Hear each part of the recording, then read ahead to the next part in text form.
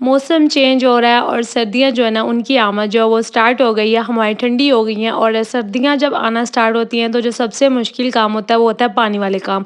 और पानी वाले कामों में हम घर के कामों को तो कर लेते हैं लेकिन अपने आप को ऐसे स्किप करते हैं जैसे कि हमारा अपना आप ज़रूरी ना हो। So let's start the video. अस्सलाम वालेकुम से welcome back to my channel, welcome back to another vlog. कैसे हैं जी आप सब? होपफुली कि आप सब लोग ठीक ठाक होंगे। आज मैं आप सबकी सुस्ती भगाने वाली हूँ। मेरी वो बहनें जो आजकल मौसम चेंज होने की वजह से अपने आप को इस तरह इग्नोर कर रही हैं कि मतलब ये नेचुरली सी एक बात है कि हमारा दिल नहीं चाहता, जैसे जैसे मौसम चेंज होता है पानी ठंडा हो जाता है, हमारा दिल नहीं चाहता कि हम लोग बार बार अपनी स्किन केयर करें, अपनी केयर करें। सो यहाँ पे मैंने ना ब्लीच ले ली थी, वो जो आम नॉर्मल शॉप से मिल जाती है ना वो वाली। आई थिंक 50 रुपीज़ का एक पैक था, 2 पैक मैंने लिए थे, उनको मैंने मिक्स किया और पाउडर जो है ना वो मैंने हाफ़ नहीं डाला था, वो मैंने वेस्ट कर दिया। लोशन दोनों डाल ली और पाउडर एक डाला था और एक साथ मैंने हाफ़ डाला था। और मैंने साथ अपने बाज़ों पे ब्लीच की और साथ मैंने अपने फुट पे लगा ली थी। अच्छा, फेस पे ये वाली ब्लीच है ना कभी भी यूज़ ना करें क्योंकि इसमें काफ़ी ज़्यादा तेज़ केमिकल्स होते हैं और जो हमारी फेस की स्किन होती है ना वो काफ़ी ज़्यादा सेंसिटिव होती है, नरम होती है, तो उसके लिए ये सूटेबल नहीं होती। काफ़ी ज़्यादा लोग करते हैं लेकिन इससे ना फेस के ऊपर मेरा ख़्याल है कि ऐसे लगता है जैसे छाइयाँ सी आना स्टार्ट हो जाती हैं। और फेस पे मैं ब्लीच वैसे भी बहुत कम करती हूँ, आई थिंक साल में 1 से 2 दफ़ा करती हूँ, इससे ज़्यादा मैं नहीं करती।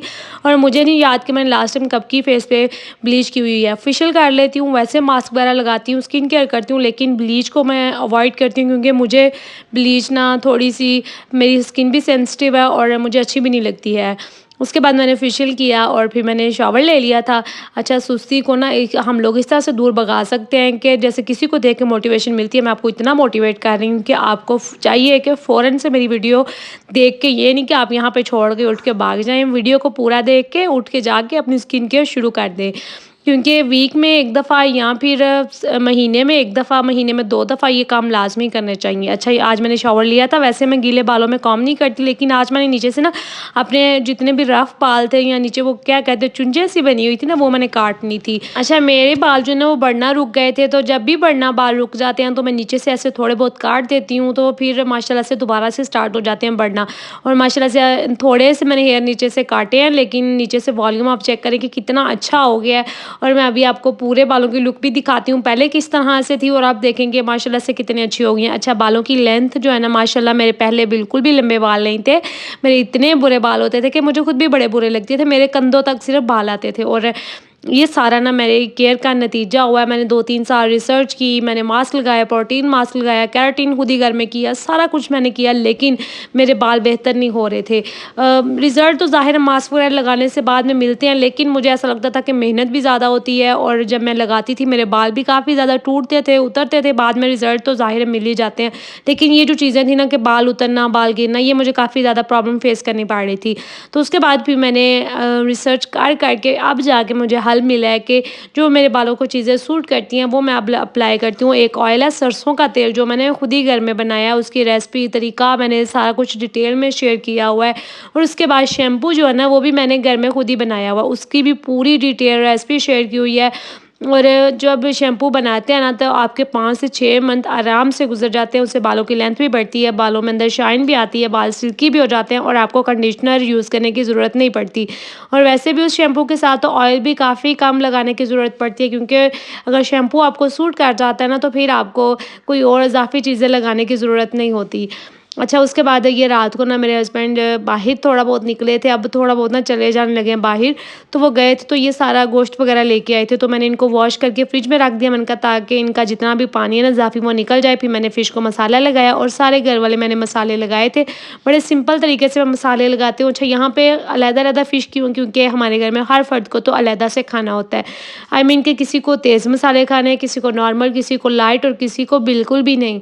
हमारे जो छोटे बच्चे हैं उनके लिए मैंने बिल्कुल सादी निकाल ली है। अच्छा, जब भी आप फ़िश लेके आते हैं ना तो फ़िश के ऊपर सॉल्ट बिल्कुल भी ना लगाया करें क्योंकि जहाँ से फ़िश बाय करते हैं ना तो वो ही ऊपर सॉल्ट और साथ अजवाइन लगा देते हैं ताकि इसके अंदर जितनी भी स्मेल होती है, गंदा पानी होता है ना, वो निकल जाए। मैंने सोचा कि आपके साथ ये चीज़ शेयर कर देती हूँ क्योंकि आजकल मौसम आ गया और हर घर में फ़िश जो है ना वो खाई जाती है, तो सॉल्ट देख के लगाया करें। पहले 1-2 फ़िश का पीस चेक करके, फ्राई करके, खा के, तो फिर देखिए अगर कम है तो और लगा ले। वैसे मुझे तो बिल्कुल भी ज़रूरत नहीं पड़ी, मुझे तो थोड़ा सा ना तेल तेज़ ही लग रहा था सॉल्ट जब मैंने फ्राई की थी। ये था जी नेक्स्ट डे, और आज ना मेरी बेटी जो सबसे बड़ी वाली बेटी है ना फजर, इसकी तबीयत ख़राब थी, ये स्कूल भी नहीं गई थी और अभी इसको ना मैं निबलाइज़ कर रही थी। हमने घर में निबलाइज़र मशीन रखी हुई, इसको जब से ये पैदा हुई है ना इसको ये प्रॉब्लम हो जाता है, इसको एलर्जी हो जाती है, डस्ट एलर्जी, पाउडर से एलर्जी, कोई ना कोई ऐसी चीज़ ये खा लेना, इसको फूड भी काफ़ी ज़्यादा रिएक्शन दे जाते हैं, काफ़ी ज़्यादा फूड ऐसे होते हैं जो ये खाती है इसको सूट नहीं करते। बाहर की दुकान की चीज़ अगर ये खाए तो ये फ़ौरन से ना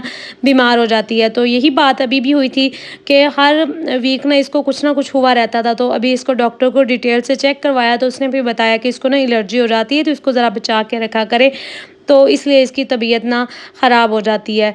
अभी मैंने उठी तो मैंने सोचा इसको एक बनाना खिला के इसको मैंने जितनी मेडिकेशन करनी थी वो कर ली, इसको नेबुलाइज़ कर लिया, सिरप वगैरह दे लिए और उसके बाद मैं अभी ना सालन बनाने लगी थी, हांडी बनाने लगी थी।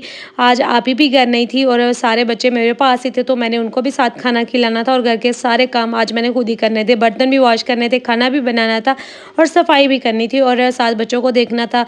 मेरी बेटी की तबीयत भी नहीं थी ठीक, उसको भी साथ मैंने देखना था। हमारी फैमिली में एक डेथ हो गई थी, तो आपी वहाँ चली गई, मैं तो ज़ाहिर है जा नहीं सकती थी। मैं अपने हस्बैंड को ऐसे छोड़ के ज़ाहिर नहीं जा सकती थी, तो फिर किसी न किसी को तो जाना था, तो वो हम लोगों में से चली गई।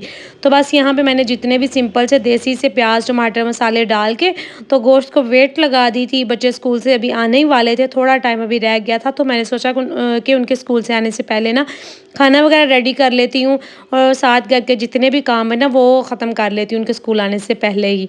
तो यहाँ पे मैंने राइस भी भिगो के रख दिए थे। अच्छा, मौसम आजकल काफ़ी ज़्यादा चेंज हो गया है कि मतलब फ़ैन बंद करके बैठना पड़ता है, फिर भी ठंड लगती है। अचानक से 1-2 दिन के अंदर ही चेंज हो गया है। इस चूल्हे पे ना रात को दूध बॉयल हो गया था और रात को मुझे टाइम नहीं मिला इसको साफ़ करने पे, तो अभी मैंने सोचा कि इसको साफ़ करके फिर ही ऑन करती हूँ, नहीं तो ये जल के ना काफ़ी ज़्यादा गंदा हो जाना था और उतनी ज़्यादा एफ़र्ट लगनी थी इसको साफ़ करने में। अच्छा, मैंने एक स्पंज ही रखा होता है जिसके साथ मैं पूरा चूल्हा जो है ना वो साफ़ करती हूँ। इसके फ्रंट वाली साइड से इसको रगड़ लेती हूँ और उसकी बैक वाली साइड से ना साफ़ ईज़िली हो जाता है, फिर बाद में ऊपर बस कपड़ा लगाओ तो चूल्हा साफ़ हो जाता है। जो स्पंज होते हैं ना बर्तन धोने वाले, वही स्पंज एक मैंने साइड पे ना चूल्हे के लिए भी रखा होता है। उसके बाद जो ऊपर स्टैंड था उसको मैं स्टील वूल के साथ साफ़ कर लेती हूँ, जो बर्तन धोने वाला साबुन होता है उसी के साथ ही। अच्छा, हर चीज़ के लिए क्लींज़र बाय करना भी ज़रूरी नहीं होता, हम लोग घर से हर चीज़ को साफ़ कर सकते हैं, ईज़िली साफ़ कर सकते हैं। आप देखें कितना अच्छा साफ़ हो गया और शाइन भी आ गई है। और साथ मैंने राइस भी बॉयल होने के लिए रख दिए थे। अच्छा, हमारे घर में हर किसी को अलग-अलग ही खाना होता है, किसी को राइस खाना है, किसी को रोटी खानी है। तो यहाँ पे मेरे हस्बैंड ने सालन के साथ राइस खाने थे और बच्चों ने सालन के साथ ना रोटी खानी थी। अच्छा, प्याज़ मैंने टमाटर जो है ना वो मैंने पूरे डाल दिए थे 2 पीस करके, वो इस तरह से देखें कि आप आराम से जो ऊपर छिलका है ना वो अलहदा हो जाता है। और शोरबे वाले सालन के अंदर अगर प्याज़ या टमाटर ऊपर इस तरह से तैर रहा हो ना तो काफ़ी बुरा लगता है। अच्छा, प्याज़ भी गल जाता है, सॉफ्ट हो जाता है और टमाटर भी हो जाता है, लेकिन टमाटर का जो छिलका है ना वो सॉफ्ट नहीं होता। आप चाहे उसको जितना मर्ज़ी भून लेना तो वो लास्ट पे जब अंदर पानी डालते हैं तो वो ऊपर ही आ जाता है और देखने में भी काफ़ी बुरा लगता है। टेस्ट तो ज़ाहिर है नहीं चेंज होता, लेकिन देखने वाले को काफ़ी बुरा लग रहा होता है। तो इसलिए मैं ऊपर से ना छिलका इसका रिमूव कर देती हूँ। बच्चों के बाद लाइफ़ जो होती है ना वो टोटली चेंज हो जाती है। हमें समझ नहीं आती कि कहाँ से हमारा दिन स्टार्ट हुआ है और कहाँ पे जाके हमारा दिन जो है ना वो ख़त्म हो गया है। शादी से पहले वाली लाइफ़ जो होती है ना वो टोटली चेंज होती है। आप सो के उठते हैं, आपको नाश्ता मिल जाता है और रात तक आपको पका-पकाया आपकी मदर्स आपको पका-पका के दे रही होती है और आराम से बैठ के खा रही होती है। लेकिन शादी के बाद आपको बिल्कुल भी समझ नहीं आती कि कहाँ से काम स्टार्ट करना था और कहाँ पे जाके काम को ख़त्म करना था।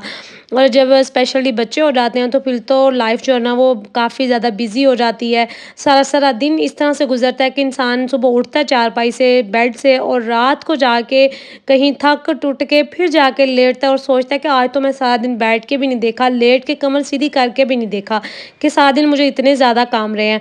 और आजकल तो वैसे भी मौसम चेंज हो रहा है और सबके घरों में अब यही एक काम चलना है कि सर्दियों वाले कपड़े निकाल लें और गर्मियों वाले समेट लें। मेरे घर में भी यही चल रहा है। मैं भी आहिस्ता-आहिस्ता से ना काम काफ़ी दिनों से मैंने स्टार्ट किया हुआ था। पहले तो मैंने जूते सारे बच्चों के निकाले थे, जो शूज़ होते हैं ना वो वॉश वगैरह किए, साफ़ किए थे।